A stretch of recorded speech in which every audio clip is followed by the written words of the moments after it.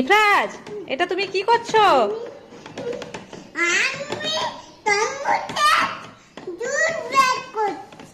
তরমুজের জুস বের করছো? এইভাবে তরমুজের জুস বেরোয়? এটা তরমুজকে তো পিস পিস করে কাটতে হবে, তারপর তো জুস বের করতে হবে। কেটে দেবো? আচ্ছা দিচ্ছি, দাও। এই নাও, পিস করে এনেছি, এই হলারে এখানে দিয়ে দাও। এরপরে এটা দিয়ে প্রেস করবে, আর এই দেখো, এই যে হ্যান্ডেলটা আছে না, এইভাবে ঘুরিয়ে দেবে। হ্যাঁ, করো। হ্যাঁ, দেখেছো কত জুস বেরোচ্ছে? হ্যাঁ, নিয়ে নাও, হয়ে গেছে। দেখি কেমন জুস বেরিয়েছে, দেখি। ওয়াও, রেড কালার, খুব সুন্দর। খাও। কেমন?